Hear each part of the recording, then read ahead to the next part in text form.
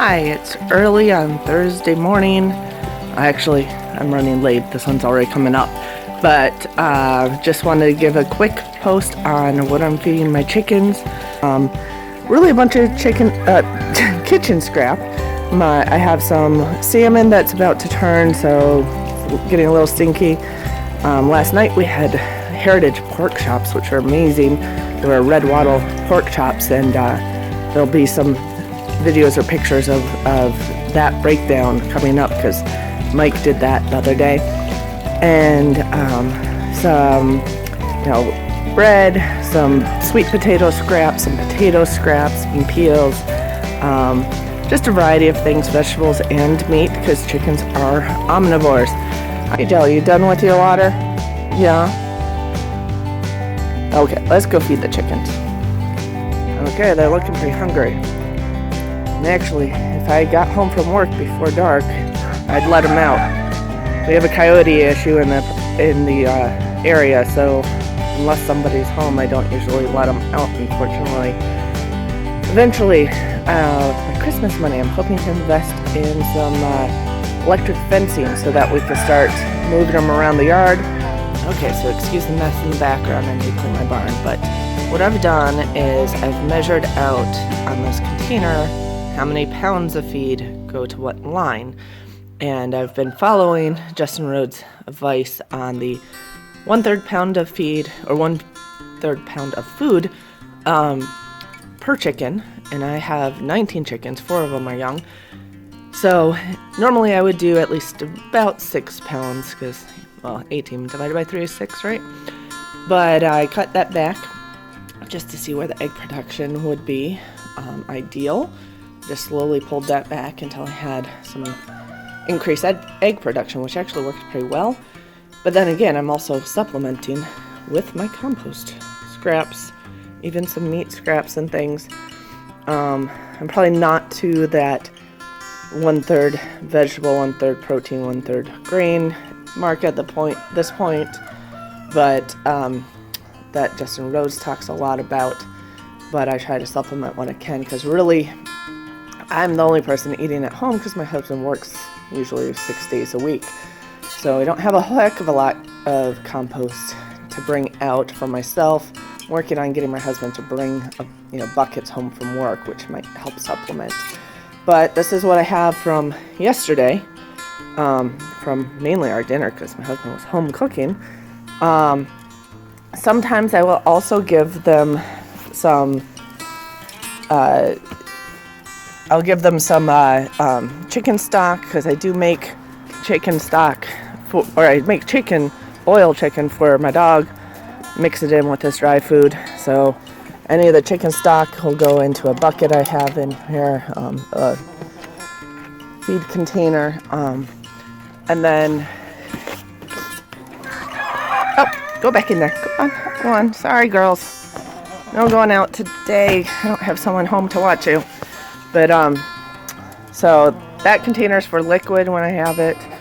And otherwise, I really just put the compost stuff on the ground, because anything they don't eat, they'll scratch into the ground, and great compost for us. So it's been a great material we put on our gardens.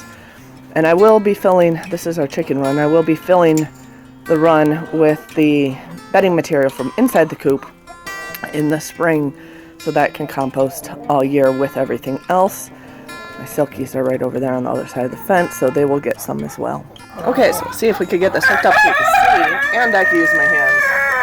Come on, chickies. What's that?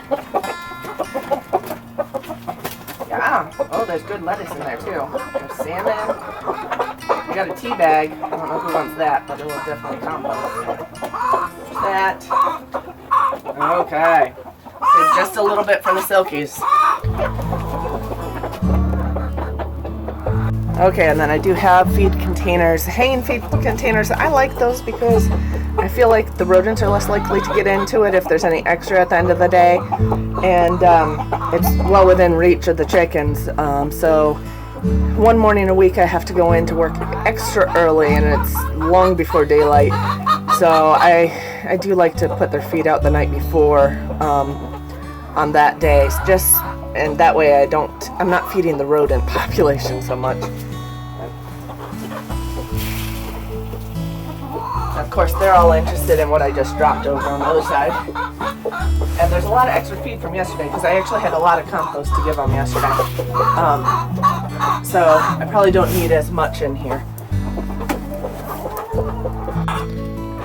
And you can see they're very happy chickens. They love all these goodies. So, well, one of the young ones ran away with something, hiding in the corner, a smart one. So, my little ones, I think there's 2 boys, 2 girls. Some of the tail feathers are starting to curl like sickle feathers. So, I thought for a while there was 4 boys, but I think I'm wrong on that. Those guys are about, I want to say 15 weeks now. So they're getting there. I usually butcher the boys at 16 weeks, but this time of year we turn off our outdoor water source. So they may end up being, the boys may end up being stew cockerels, I guess, instead of stew hens. You can still cook them, you just need longer cooking time. They still taste great, but you got to give them time to tenderize the meat when they're that old. When they're getting 20 plus weeks, it gets a little tough. Okay, my silkies are in here. They seem to have some leftover food from yesterday too, so I probably don't need to give them too much of the greens. Yeah.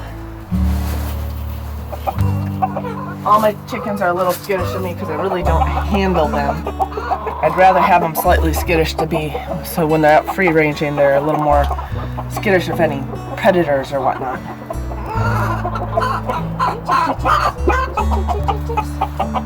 Oh yeah, Rue, you're gonna call everybody to those? That's salmon. Oh, we love salmon. Yeah, okay, Mama, you took it. And in here there's 6 babies and 3 adults. Unfortunately, I have not had good proportion success because we always like to have more girls than boys, and I think these 6 young ones, these guys are about 17 weeks old now, and we have 4 boys and 2 girls. All my previous attempts at breeding my silkies, I've gotten boys only, so I finally have a couple girls. I like to have the silkies around because they're great mamas, so I usually give them eggs from either their own flock or from the other flock, and they'll raise the chicks for me, which means I do very little work doing that. At some point, you could check out my pictures. I have some pictures of my nursery tractor coop set up with hens in there. If a big hen goes broody, there's a couple of them that make good mamas and a couple of them that unfortunately have trouble and tend to have a high squish rate. So as the chicks are hatching, I've had some clumsy hens, unfortunately, that stepping on chicks. So anyway, this is our feed day.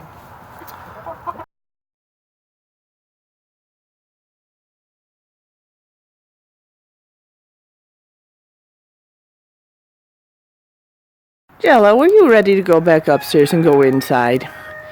Yeah, you're ready to go in. You weren't so interested in the chickens.